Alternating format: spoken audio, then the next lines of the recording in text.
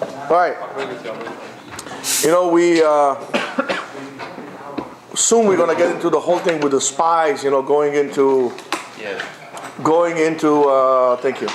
Going into Eretz Israel with Moshe Rabbeinu sending the spies. Sending the spies and so on and so forth.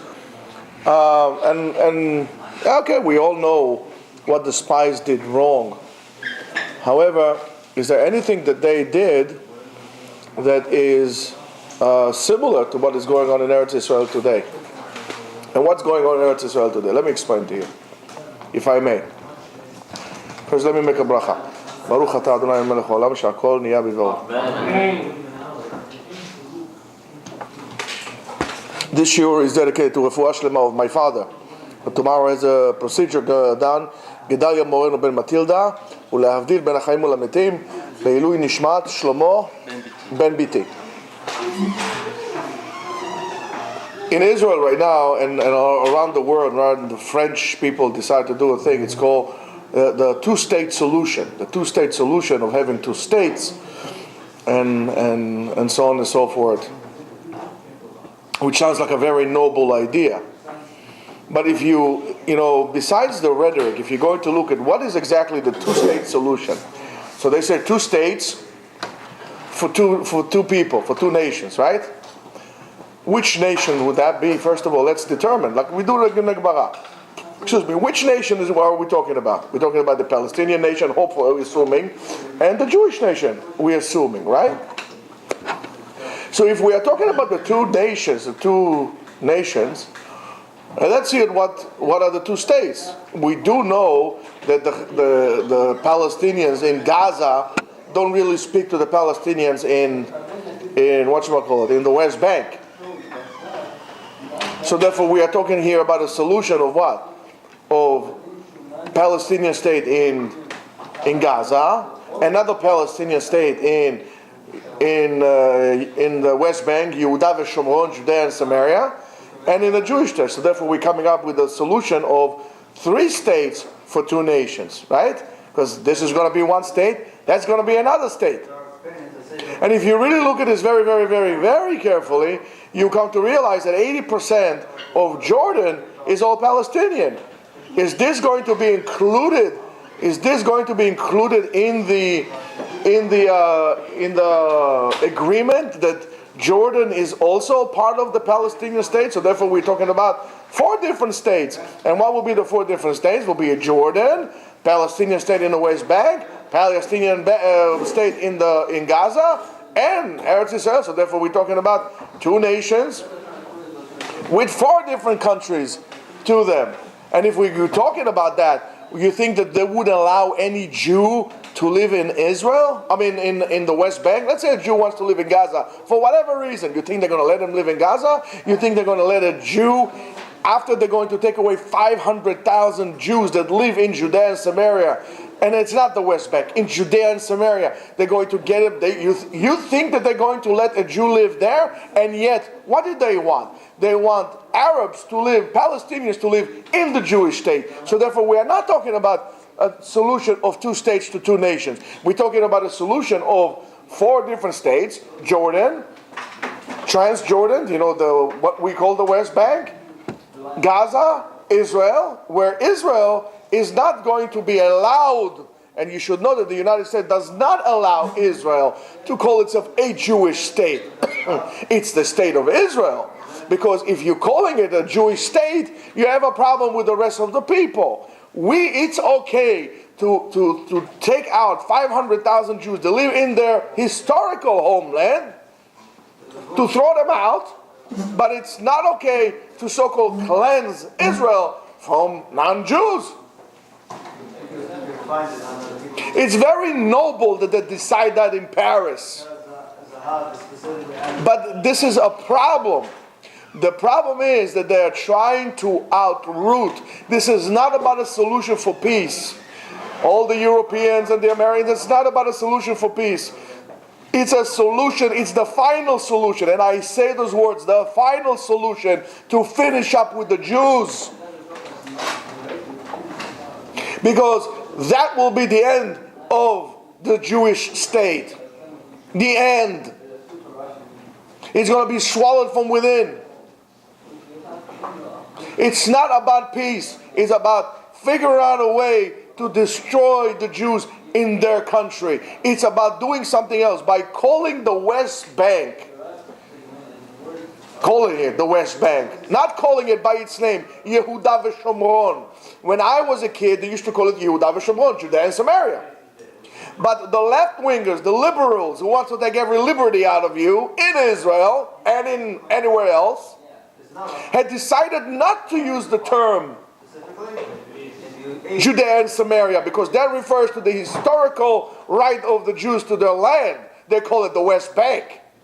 And you know why the West Bank is called West Bank? Because originally it was Transjordan. And that's the problem. And the Meraglim and the Palestinians, the spies in the desert, wanted to do one thing. They wanted to remove the land out of the Jew and the Jew out of the land. The spies in the desert didn't want the Jews to go to the land. That's a bad land. It's this. It's that, and so on and so forth. You know how wonderful Eretz Israel is. You know how beautiful the land is. You go to Eretz Israel, it grabs you by the kishkis. You fall in love with the land. There's something special about it. I've seen mountains in my life. I've seen mountains. I've seen desert. I've seen forests. I love forests. I've seen oceans. I've seen under the oceans. I've seen over the oceans. But I've never seen a place like Eretz Israel. That everywhere there, you feel like this. The Jewish soul reaches a certain level of homeness in the land. So therefore it's not about peace. And don't let anybody tell you about peace. And it's okay to say that. Because it's not okay to destroy the Jews. It's not okay to remove the Jews. And the sin of the Jews now that live in Israel is the same sin as the Meraglim had it. Those who do not use the term Judea and Samaria, those who don't use the original names of the place, are committing the same sin as the spies. It is an effort to remove the connection of the Jew to its homeland. So would there be peace? No, there will never be peace. Ever. How do I know that? Because it says in the Torah. Because it says in the Torah, if you're going to go in follow my laws, my guys over there, quiet. A little lower. If you're going to follow my laws, if you're going to follow my path, I will give peace in the land. Hashem, God will give peace in the land. If you're not going to do that, you're going to have war. War. So it has nothing to do with giving this back or giving that back and so on and so forth. And it has nothing to do with giving Jerusalem back, which is an atrocity to even claim to give Jerusalem back. The effort to make so-called peace with the Jews, I didn't know that the world really is concerned so much about the well-being of the Jews and so on. It has nothing to do with that. The only concern of the world is to remove the Jews out of the land in order to totally remove the Jews out of the map. And that's what it is. That's why I call it not the two-state solution. I call it the final solution. Because this is exactly what Hitler wanted to do to us, to finish us. So they see that they cannot finish us this way, so they're going to try to finish us some other way.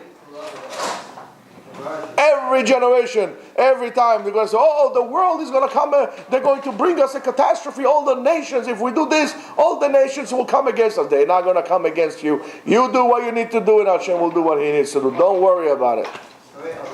The problem for the peace in Israel has nothing to do with what you give. Because if you're going to give Jerusalem, you're going to end up giving Tel Aviv, you're going to end up giving anything, and yet you're not going to have peace. You would not. And we need to understand that. And we should not be politically correct to say that. If they want a land, let them go to Sinai. Let Egypt, that love the Palestinians so much, let them give a portion of Sinai. What is it? It's a desert anyway. Let them go to Saudi. Let them go to Jordan. Jordan is a Palestinian state. Why did they have to come here? Because it has nothing to do with peace, it has nothing to do with anything. I didn't know, by the way, that the whole Middle East is such a loving, peaceful thing that we need to encourage peace. Everybody's fighting there with everybody. The Arabs fighting among themselves. And the biggest concern is us. We are the obstacle. The reason is very simple. The reason why Jews are being persecuted and so on, because Jews want to change the world from within. Jews want to have a concept of changing the world. Changing the world, not taking it for face granted, and making it into a better place. The world does not want innovations. If you are an innovator, if you are a doctor who is very innovative, then you're not going to get promoted. You're going to get demoted. The doctor who complies with the system is going to get promoted. If you want to write you want to write a research, a psychological research, you can't come up with your own new ideas. You all have to rely on something that says in the past. If we would have done this, we would not have Freud or Erickson or anybody else. It's all today about not having change. The world doesn't want to become better. We want to make the world better. They don't. That's the problem. How do we overcome that? We concentrate on ourselves and what we need to do and how we relate to HaKadosh Baruch Hu. We should not be concerned with how do we relate with the other nations. Our main concern is what do we do? How do we relate to HaKadosh Baruch Hu? Have a great day.